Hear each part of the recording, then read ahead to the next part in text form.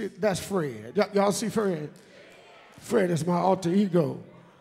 Don't worry about it. Fred is, he's pretty sharp too. I got Fred with me today. Fred is a Christian. Fred go to church every Sunday. Fred had not missed a church service in over 30 years. Fred, don't look at how good he looks, but think about how old he is. Fred is somebody. Fred has hit rock bottom sometime, and Fred has come to the verge of giving up sometimes. Fred has come to the point where he felt like he had passed the point of no return. Fred has come to some areas in his walk with God that he decided that it would be better for him to die than to live. Fred has come to the point where the luggage of his yesterday cannot be seen in his day because he dresses well. Touch your neighbor and say, you dress well. See, a lot of the stuff that you and I feel, that all of us in here acting like, we all of that. But that's because you got on clothes.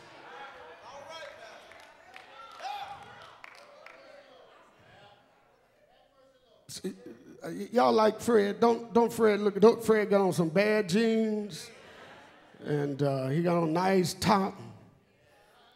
And Fred told me to tell you that this can be the changing point of your life.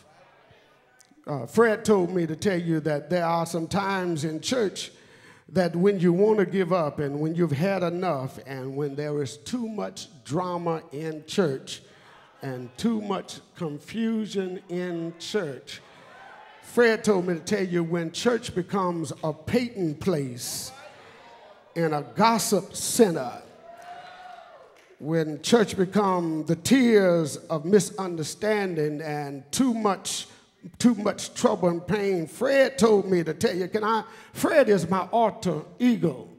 Fred says some stuff that I'm scared to say to you. So, Fred don't have no problem saying whatever he needs to say. Because Fred says he ain't worried about you because you can hit him, and Fred say he'll bounce back. Fred says he has already learned how to take it and trust in God. So Fred says that, listen, I got a huge ego, yeah, and I'm Smith alter ego, but don't worry about it because I still know Jesus Christ. Fred told me to tell you that he know that there are situations in your life that you seem not to be able to control. He told me to tell you, good. Maybe you'll pray to who is able.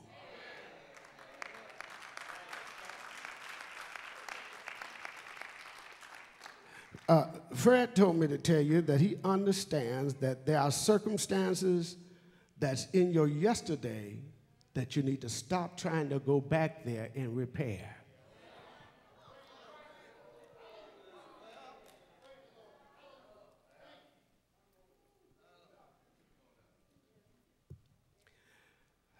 Hey, Fred, you cool, man? Now, just in case you're wondering, Fred got a bag, and on the front of Fred's bag, y'all can't see. Y'all see this little thing in front of it? It's aspirin tablets. I asked Fred why he carry aspirin tablets. He told me to tell you that he takes them because when he come to church,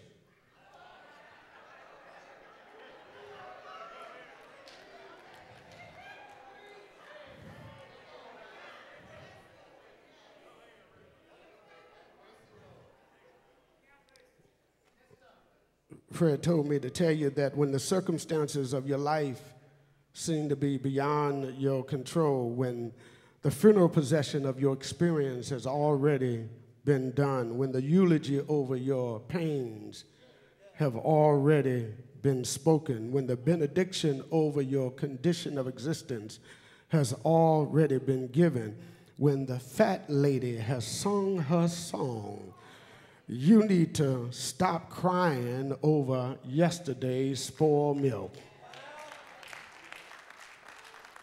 Everybody done buried it but you. So you still carrying it around with you. Fred said that some of the stuff you carry around with you is disappointment. Fred said you're carrying it around like it's a badge of honor. So you're always disappointed. Nobody can please you. Nobody can make you smile. You're just a disappointed person. But Fred says maybe if you learn to have a little talk with Jesus, that your disappointment can be changed. But Fred says don't talk to him if you don't have faith in him. Fred says don't talk to him if you don't have confidence in him. Fred told me to tell you that some church folk are just covered up. Touch your neighbor and say, covered up. Job, in the 17th chapter of his writings and the 7th and 8th verse, Job says, my eyes have grown dim with grief. My whole frame is but a shadow. Upright men are applauding at this. The innocent are aroused against the ungodly. Fred told me to tell you, when you feel like this, it's still not over. He said it's only over for you because you want to keep handling the same thing. When God has said, if you give it to me in prayer, don't pick it up again. God says, when you pick it up, you negate your faith. If I give it to God, then I need to trust God with it. If I'm going to pray about it and expect something to happen, then I need to give it to God. Can I talk to you for a few minutes? Stop trying to handle something that's out of your control. You need to learn how to pray, and when you come to church, you need to start knowing how to tell folk, baby, I come to go to the third heavens today. I didn't come for no mess. You told me the same thing last week. Your toe was hurting, baby. If you put out the other one, I'll help you change your mind because I'll stump on that one so you can forget about the other one. That's the only way you're going to get some help.